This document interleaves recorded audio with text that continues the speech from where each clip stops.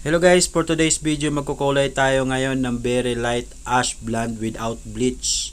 So first gagawin natin, consult natin yung condition ng hair. So meron siyang previous color level 7 and then meron siyang virgin hair level 4. So tatargetin natin dito guys level 7, no?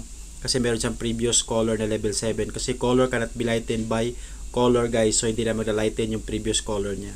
So first itong kukulay natin guys, gagamitin natin kulay is level 10, yung very light ash blonde and then beige ash na level 9. So gagamit tayo ng 9% oxidizing lotion kasi 3 level lighter lang naman ang kailangan natin kasi level 7 yung previous color.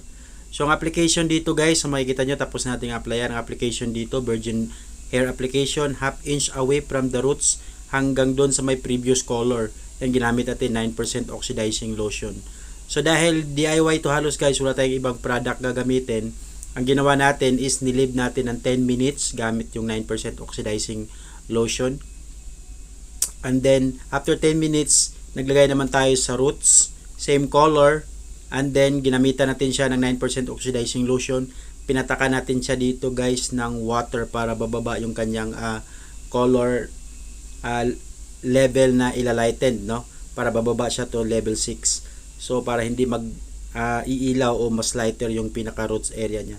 Nilagyan natin muna yung pinaka roots and then nilagyan din natin yung pinaka ends. So binabad natin all in all guys ng 40 minutes and then after nyan pagbabad, wash na. So ito na yung pinaka final result ng ating kulay guys, very light ash blonde. So makikita nyo, level 4 lang kasi yung kanyang virgin hair and then meron siyang level 7 na previous color. So alam naman natin hindi magla-lighten. So 9% magla-lighten siya ng 3 level lighters. So level 4 ang virgin hair and then mag-add tayo ng 3 level lighters. So naabot natin yung level 7 guys. So yan yung kulay ng very light ash blonde guys na wala siyang bleach.